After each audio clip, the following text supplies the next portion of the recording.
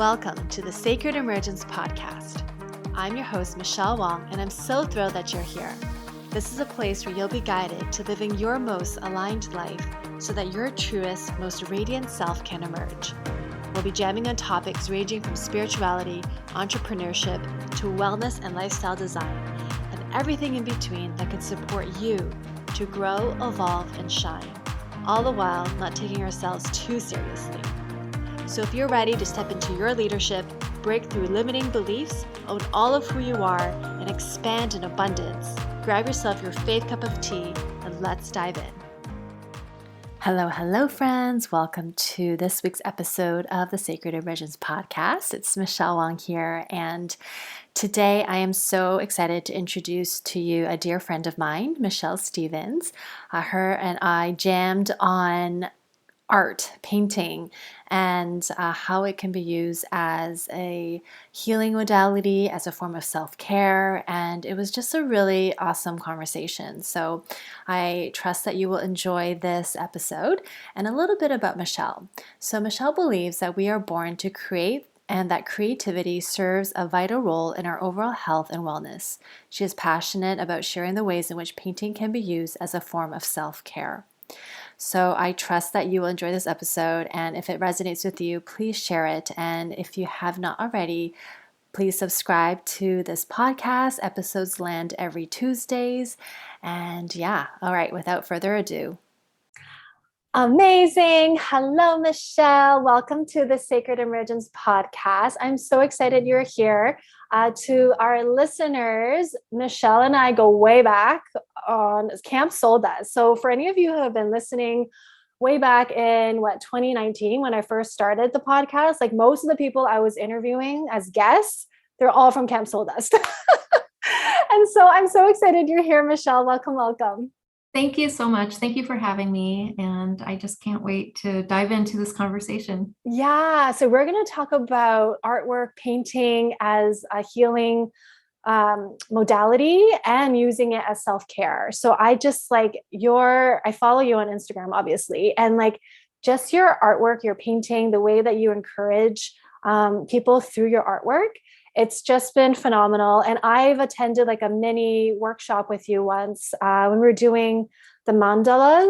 Is that mandalas? Yeah. And just the process was super, super fun. And I'm just so excited to have you on because you've decked out your home to have this beautiful art studio, which is where you are now as we're speaking. And it's just been really fun seeing your own journey as well. Well, thank you. Yeah. And I remember that session that you attended with me. And thank you so much for being my guinea pig. Oh my God, it was so fun. That was very early on in the process. And it really helped me kind of, hone in on the things that I wanted to teach and how I wanted to present this subject to people as a healing tool. And so, like you mentioned, I teach workshops periodically, and I like to teach people, it's usually women, but I like to teach people through the painting process, how to reconnect with themselves and how to create space in their life for more of what they desire. And I found the mandala works really well for that. We do paint, but the process is so much more about finding ways to express gratitude, connecting with more of what it is that you love in your life, finding ways to set intention through the painting process. And then the end result is, a beautiful, funky little mandala that you can hang in your house and remind you of all the things that you discovered about yourself along the way. And so, that workshop has been such a great eye-opener for me. And I hope for the people that I've taught too, but just witnessing the transformation that can happen from a single painting session is pretty amazing. I started painting some time ago in 2016 as a way of just working through a hard time in my life. And I had no idea the transformation that it would have, on my life. And what I found over the years is that the process of painting is so much more than just putting paint on a surface. It really teaches us who we are, what we like, what we don't like. It helps us discern where we want to go and how we want to show up in the world. And I've just really enjoyed the process. I still consider myself somewhat of a beginner painter. And so when I say I teach art, I'm not teaching like, painting techniques and all of that. I'm really teaching this process of self-discovery and reconnecting with what we have lost over time. A lot of women I've met have lost a piece of themselves, whether it's through their long careers, raising a family, or whatever. You reach a certain point in life where you take pause and you wonder, like, what am I really doing? How did I get to this point? What are the things that I really love in life? And this process and this practice, is a great way to help reconnect with those things that really matter. I remember when I did the workshop with you, there was this one point where I think I was overthinking it. I was in my head and you're just like, no, you just gotta let all that go and just like dive in. And I was like, oh yeah, it's like exactly what you were saying. It's like, it can really help us just discover more of ourselves, and also like the intention setting. And just like, it's supposed to be fun, right? And it's supposed to really help us get out of our heads and really like let the intuitive process flow through. And I just remember like your work and my work were so different, and like I thought mine was like a graffiti mismatch, and you're like, man, yours is so creative and awesome. And I was like, thanks. I remember your painting. It was fabulous. But you're right. I think, a large part of the process for me and what I like to teach is letting go of the beliefs that can hold us back in a lot of ways that don't serve us, and I see this a lot in art making, but this really applies to any sort of creative pursuit. It's this idea that we have to do it perfectly, or it's not good. And there's this thing that art teaches us, whatever it is, it can reflect back to us the lessons that we really need in our life. And for me, a lot of what you just mentioned came up for me when I started painting too. It was like, I wanted everything in my painting to be perfect. I couldn't see how I could just like let go and not care about the outcome of what I was creating, because everything else in my life was so controlled, and I felt like needed to be perfect, because if I wasn't doing everything perfectly, then I wasn't going to be received well, or I wasn't going to be good enough. Whether that was in my personal life or my job, that shows up a lot in my job, and I still struggle with that. It's not something that just like magically goes away, but this process helps me release that fear of not doing it right, and just letting go and playing and having fun. I mean, when was the last time that you put your fingers in paint and smushed it around on a surface? Remember like when you were in grade school and you did finger painting.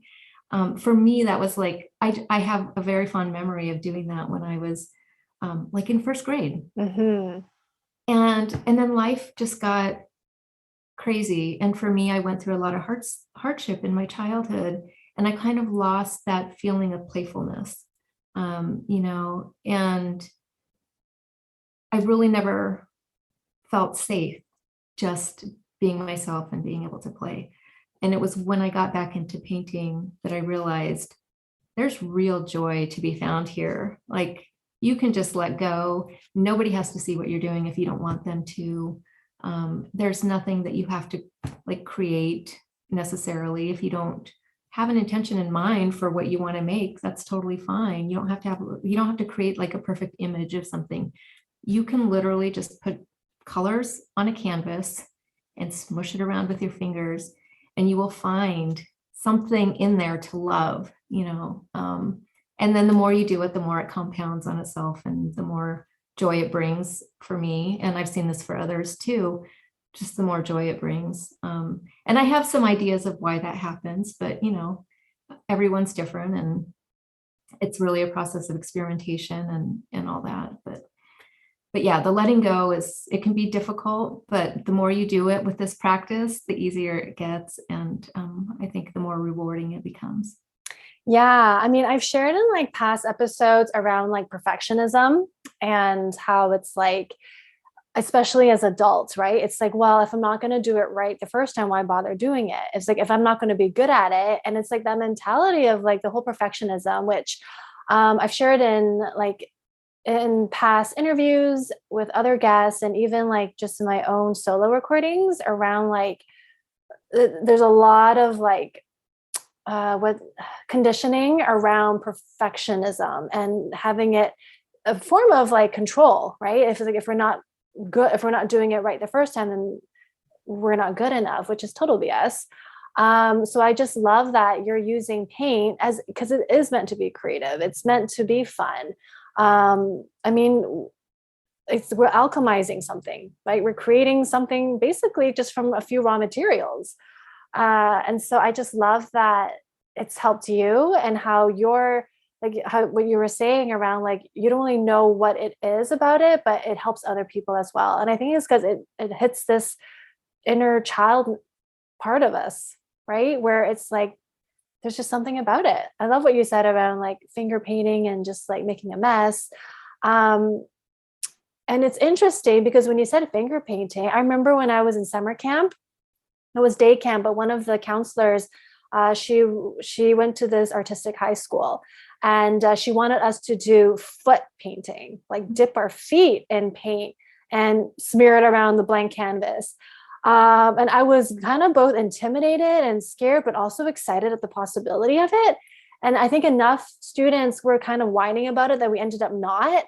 But now that you were saying that, I was like, wow, like that was probably when I was in fourth grade. So even by fourth grade, it was kind of conditioned out of us of like, why would we do something like this? Like, but if it was in kindergarten, like, yeah, let's just strip naked and roll ourselves in paint. You know what I mean? Well, I think even by that point, we're conditioned, we try to be clean, like not Right. have, dirt on you or not have, I mean, I remember one time recently, I went to the dentist and I had been painting in the morning. My hands were covered. My fingers were like covered in paint and I couldn't get the paint off before I left the house. I was rushing around and I said, okay, I just, they're going to judge me. I know they're just going to, they're going to judge me. And I get there, I'm sitting in the chair and they noticed the paint on my fingers and they said, "Are you an artist?" Mm. I said, "Yeah, I paint. I love to paint." And they said, "That is so cool." And the rest of the discussion, the entire time I was there, was about painting and how one of the women in the office had been wanting to paint, Mm. hadn't done it because of all the things that you're saying, and she was afraid she wasn't going to be able to do it right and all this. And I just thought it was so interesting that here I had this fear of like, my hands are dirty and now I'm going to be judged, to having the opposite experience when I actually sat down in the chair and they, I started having my teeth cleaned or whatever. But yeah, that conditioning starts really early, and can have a profound impact on us and can actually prevent us from doing and finding the things that we love in life. And that happened for me for many, many years. I didn't really even know what brought me joy in the world. Mm. Um, and I went through a really dark period, and I kind of the way that I think about painting is through this process, it's allowed me to see light again and beauty, in the world. And I see that just sometimes just in the paint colors that I choose. Sometimes I see it in the final product that I've created. Um, but oftentimes I'm just putting lines or putting marks on a canvas, and that does the trick. It's like there are also certain colors when they're next to each other. I truly believe they cause a chemical reaction in the brain. Mm. Um, and it can raise your mood. It can elevate your overall like well-being. It just makes you happier. There are times I'm painting and I'm just smiling because I'm looking at the colors and they look so beautiful together. So it doesn't always have to be about creating like a finished product or whatever. It's just the process of it. And I love what you were saying about finding something that that you can be good at, like right out of the gate. There's a famous quote, and if you have any artist listeners out there, you've probably heard this quote by Ira Glass. I don't have the quote, but I'm just going to explain kind of the meaning behind it, which is, so Ira Glass is a radio personality, I believe, and he's a producer and I'm sure lots of other things. But he talks at one point about this gap that people have when they start a creative pursuit. And I believe he was specifically talking about writing in this quote, but it applies to any creative pursuit, which is that as the person who's doing the creating, you have an idea of something that you want to create when you're first starting out. You see other artists' work that you really admire, and you want to paint just like them, or you want to create the ceramic thing just like them, or you want to write the book just like them, or whatever. But your skill level doesn't quite match yet.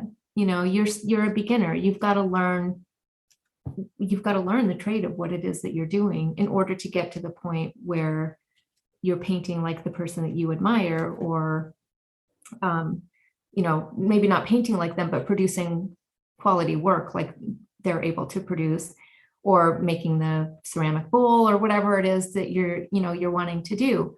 But there's a gap, and that gap between your skill set and your taste, the thing that you're wanting to create, can be very wide in the beginning. And it just takes time and practice, doing something, committing to it, whether it's painting or anything else that you pursue in your life. If you're starting something new, be kind to yourself. Give yourself time and space to learn, to evolve, to grow, because it is going to take time. I've been painting for years, and I still, like I said at the beginning, I still consider myself a beginner. It may take another 20 years before I ever feel like I produce any decent work. It may take the rest of my life. The beauty of it is the process. It's the doing, it's the going through the trials and errors. It's experiencing the joy that comes from, like, one day suddenly you make a mark and you really love it, and it's like, woohoo, you experience joy in that moment, and then you want to keep going and you want to keep doing the next thing. But if we just give up in the beginning because we can't make the thing that we saw somebody else making that's beautiful, that person's been painting for 20 years, and suddenly, like, you think you're going to paint like them when you're just starting out, if you just give up, then you'll never know, and you'll never be able to have that experience. So for anyone who's listening that's starting something new or wants to start something new, this is just, to just offer some encouragement, to stick with it. Don't give up. Keep going. Great things will happen if you just are consistent and stay with it. One of the things, like when you were saying that gap, it's like, even like in the process of even trying to narrow that gap, like you're going to find your own rhythm and you're going to find your own creative spin. That's like, at the end of the day, it's like, well, I got my own style and flavor now. It's not going to look like that other person I was trying it, but I got my own genius that came out of it. And we won't know until we stick with it. As long as there's like that, it's like getting over that, whatever, like that awkward, like, I think it's like, I don't know. I'm just going to be binary about it. I don't know, but I think it's more of a women thing versus a men thing, I think, because women have been so taught and conditioned to have to be perfect, like dress nicely, sit nicely, blah, blah, blah, all that. When, like, I remember like years ago, in a relationship, we were playing beach volleyball, and now my ex, he overhand serving for beach volleyball, like not so great at it, right? And whenever you can't make the ball over the net, I forget how it works, like you lose a point, or like the ball goes over to the other team.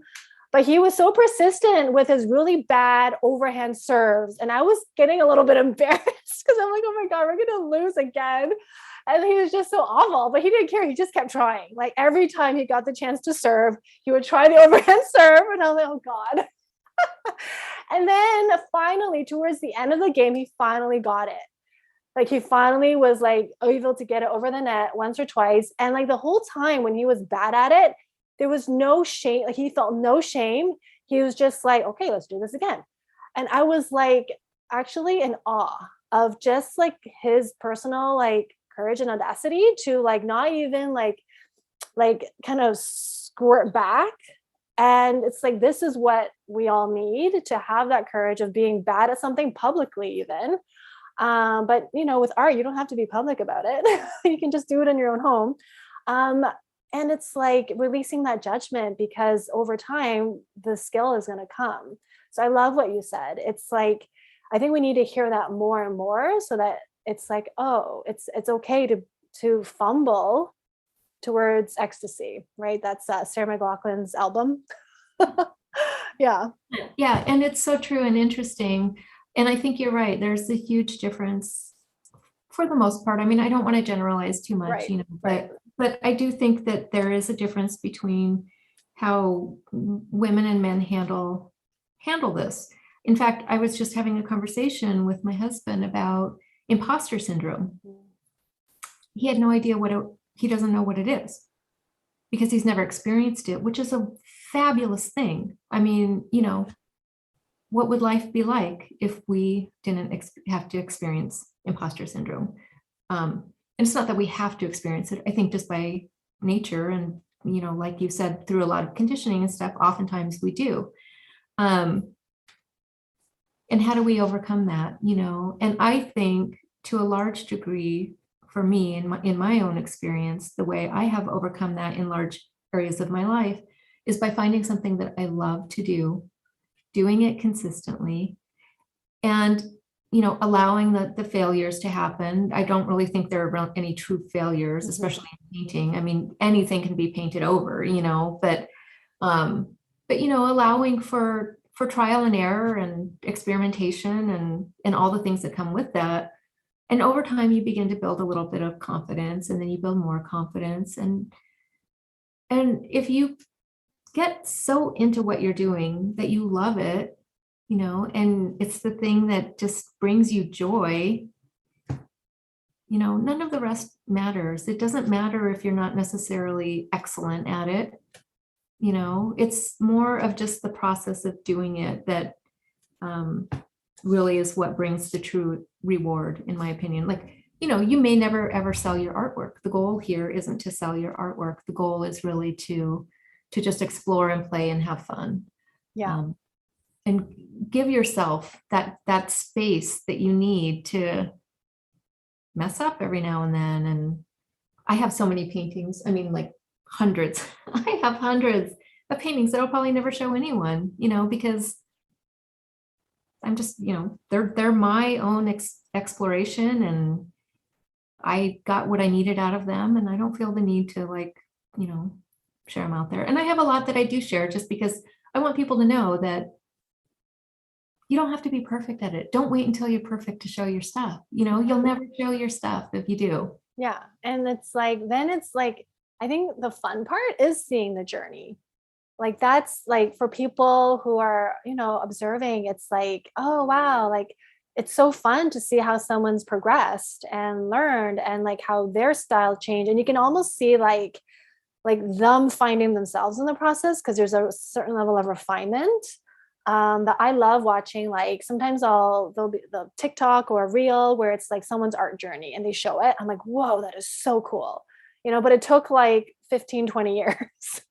Exactly. Yeah. Yeah, for sure. And, I read something recently about Vincent van Gogh and his brother Theo. And, Theo van Gogh, for anyone who doesn't know, was an art dealer. And he tried to promote Vincent van Gogh's work, his brother, and tried to sell his art. And, I think he only sold one painting in Vincent van Gogh's lifetime. Pretty incredible to think about now, right? His paintings go for millions and millions of dollars. But back then, Vincent was still learning and honing his craft. And there was a line in one of the stories that I read where Theo says to Vincent, he's looking at some of his newer pieces of art, and he says, basically, like, I'm so proud of you. Look at how far you've come in 8 years. And I was thinking, that just stuck with me, because I was thinking, 8 years, that's a long time.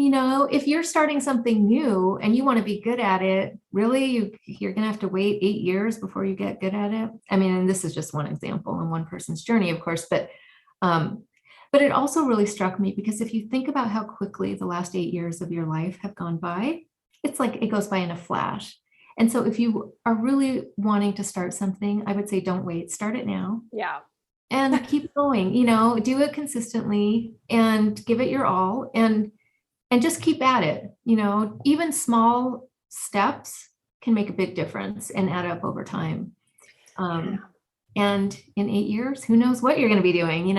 You could be selling your work in galleries or selling your work to, a few collectors who really love it and cherish it. And, or you could just be doing it as a hobby that now you have a lot of confidence in and that you love doing. And so, there's all kinds of things. But yeah, I really love that of like, it takes time and practice. And Yeah, I years ago when I took pottery, like I was like, ooh, pottery. I've always wanted to do it. And um I think I stopped, not I stopped because I was like, for me, I only care about the process. I don't need that many cups. I don't need that many mugs.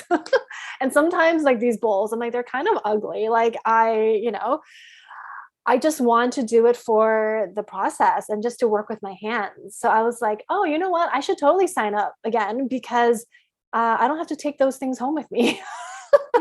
Like, like it's like I think like at the school I was doing it at, they had like a December auction. You can auction some off. And what I loved about that was I had students in my class who were new at it, and they're like, "Yeah, I'm gonna try to sell it." And they would like price it. I'm like, "This is like, it's just so sweet because it's like, granted, we're all beginners at this, and like next to all the fancy ones, and people have been doing it for years. And it's like, but it's like, oh my God, I love that you put a price on it and like you're gonna put it out there. I just like that's amazing, I just love it's your the time and courage. energy. It's part of you, right? It's Yeah. going into this thing. I remember, I mean, that you say that, it's so funny. I remember once I was walking through West Seattle and it was on California Avenue, where the main shops are and everything. And it was like, was it an art fair? Might have been, yeah, it's an art fair or something. And there was a table outside of one of the stores that it had pottery on it that students had made, and it was all kind of wonky and funky and um, definitely not like professional quality or anything, but I fell in love with a couple of pieces and I bought them and I still have them, they're in Yeah. my cupboard. I use them all the time. And but to me, what they represent is it's somebody's creativity at work, right? Mhm. Somebody put the time and energy into making that. And who knows where those people are now or what they're doing now, but I love that energetic connection to the creative process. And so every time I see those items, it takes me back there. It reminds me of it, but it also reminds me to never like stop trying new things, Mhm. to just experiment and have fun. And it's okay if it doesn't come out perfectly. I mean, we don't want it to come out perfectly. I mean, perfect is boring, Go to right? like Costco. I don't know, buy like a bowl. Right. I mean, help. Yeah, Crate and barrel if you want perfect. exactly. Exactly. Yeah. Yeah, I like in terms of like looking at painting and art as self-care and healing. I remember I don't know what, I forget the organization, but it was relating to artwork and healing. And I think that is such a beautiful connection because like I like just I've actually not ever done like anger art, but I can see how cathartic and satisfying it would be to take some paint and just like splash it on like a canvas when someone's pissed off and needs to work through something, or just taking paint with the hands and just scratch it across. Like I can see how cathartic that can be, and maybe even like paint all over the body, like Sure. yeah. I have a friend, an artist friend, met at Camp Soul Dust. Do I She, know her? It's okay if you want. It's okay. Nikki Todd. I You don't may think I know her. Well, she's an amazing artist, and she does body painting now. I Oh, mean, she has really? for many years, yes, but she does that, and it's a process for her, and she found her thing. She totally loves it, and her paintings are beautiful. I mean, you're not necessarily going to know when you look at one of her paintings that this is the process that she used. You wouldn't necessarily know that unless you spoke with her, because her paintings aren't of like the figure or anything like that. Um, but yeah, it's part of her painting process to paint her body, lay down some canvas on the floor or paper or whatever substrate she's using, and just do what she does. She puts her body on the surface, and it's incredible. There's so many different things that you can do with painting. I think like oftentimes when we think about painting artwork, it's like, oh, I'm not artistic, right? Like there's that label, I'm not artistic and therefore blank, I shouldn't do it. Yes. So I love how for you, even in the beginning, you were like, when you say you're an art teacher, it's not like from a technical perspective. Because whenever I think like, yeah, technical, then it's like I'm going through some type of art academy, where Yes. I'm getting a degree, which is very different than just like doing it for the fun of it or just like through a healing aspect. Yes. And I started drawing when I was in my 20s. For any of your art listeners out there, there's a great book called Drawing on the Right Side of the Brain by Betty Edwards. And I bought that book one day. I just knew, I was working in technology, and I felt like something was just missing from my life. I really didn't know what it was, but I thought, you know what, I'm going to try this drawing thing. So I bought that book. I taught myself how to draw basically from that book. It's fabulous to walk you through that whole process. And then I started getting into doing really detailed work, and representational work. And then I decided the next step is to take classes at the local art academy. And at the time, it was called the Seattle Academy of Fine Art. And I took a lot of courses there. I took still life drawing, representational drawing. So still lifes, figure, and portraits. And I did a lot of that work. And I loved it at the time, but life happened, things got busy. I kind of got away from it. And it was after going through a really difficult time in my life when I picked up a paintbrush, I decided, I wanted to get back into creativity. I knew I didn't want to do that detailed work again, because like you said, it's very, yeah, it's technical, Technical, yeah. disciplined, and I needed a way to express myself, to process what was happening in my life through a creative outlet. And so, being very tight and detailed with my work I knew was not going to do the job. And so I started playing with paints and had no idea what I was doing. I mean, I had never taken a painting class before. I first bought oil paints. That was wrong. No, I knew that wasn't going to be right after I bought them. I'm like, why did I do this? And it was at a time where there wasn't really a lot of information online. Like I had to buy books back in the day when we actually bought books. And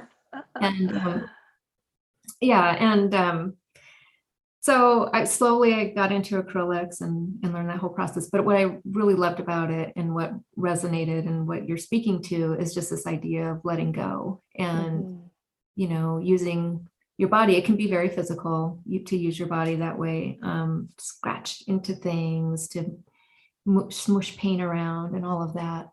And I've also found that it can be really helpful to, as a way of processing grief. And I've Mm. experienced a lot of grief in my life over the years. And since I started painting, it's the one thing that I go back to that I find very helpful. When I'm painting, a lot of emotions tend to come up. Sometimes it's happiness, sometimes it's sadness, sometimes I'm crying, sometimes I'm dancing around, and I use it to process the bad stuff in my life. And I also use it as a way of processing and celebrating the good things, because there are certainly a lot of those too. And so, yeah, it's just, I feel like there's something for everyone in it. And it can be very, very helpful as a way of processing all kinds of stuff in your life. I love that. So, in terms of how you work. How do you are you virtual? Like, how do you offer your workshops, and yeah, how do you deliver it so people can work with you? So right now I am just accepting, by request. So if somebody is interested in having a workshop, I love to teach individuals. I also love to teach groups of people. The largest workshop I've taught virtually had 100 people in it.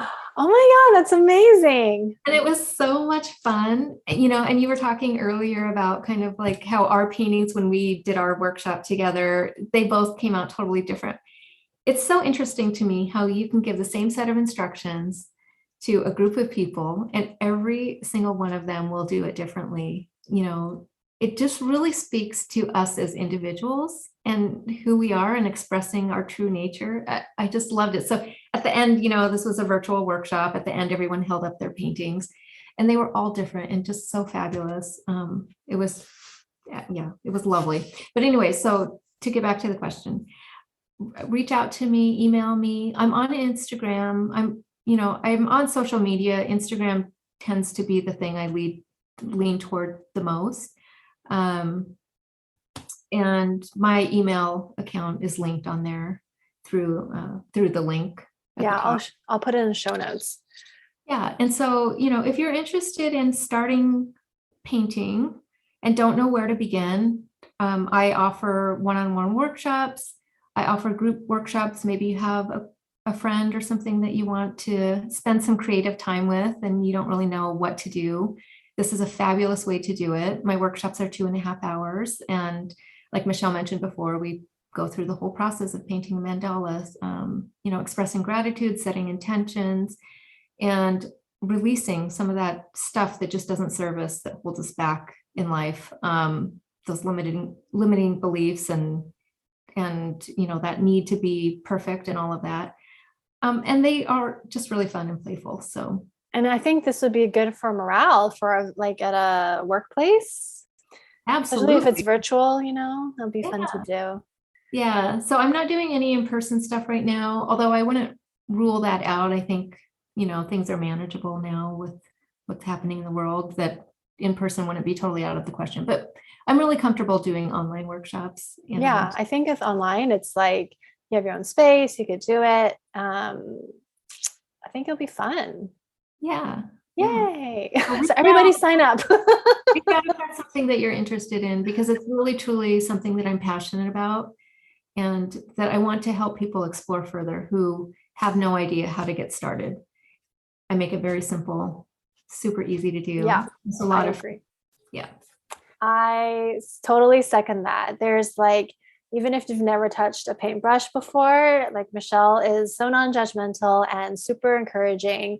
And yeah, it's like you're very welcoming. So it's for everybody for sure.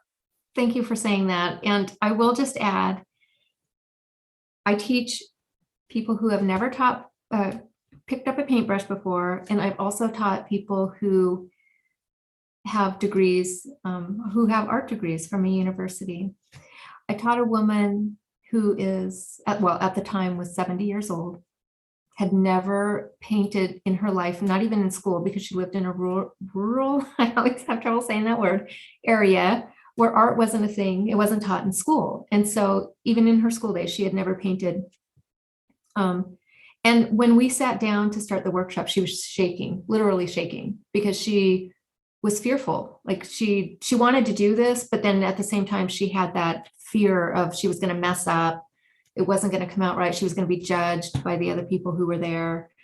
And within about, I would say 10 to 15 minutes, I saw her entire body relax. You could tell the muscles just like relaxed. She started to smile and laugh.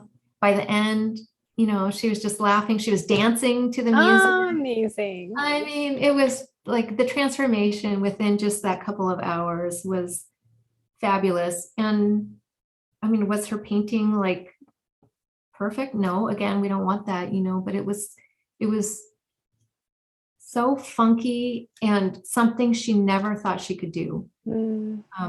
And she told me later that she has it hanging in her living room now. And it's just, a reminder to her of what is possible, because we limit ourselves, right? And we think we can't do something and all of that. And it's also like almost like a stamp in time, like this journey, like that painting, it represents like a moment in time in a way of like whatever, like the person, what they're going through, and there's a story behind it. So I just love, like, I love that you offer this, and that she was able to experience that. Absolutely. Yeah. Yes. I take a lot of painting workshops and things because, one of the things I'm always trying to do too is improve my own skills. I really love progressing in that way and sharing my journey and all of that. And so I take workshops and I'm involved in a lot of art communities. And it's just so much fun to see the range of people who are involved in these groups. And not long ago, I think it was about a month ago or something, there was a woman in one of the groups. She said she was in her 80s. I can't remember her exact age, but it was like her mid 80s. And she was painting for the first time. Oh, yay. And I just thought, it just brought such a smile to my face. I was like, yes, you go, girl. Like, and she wants to start an art career. She wants to do this and make money at it.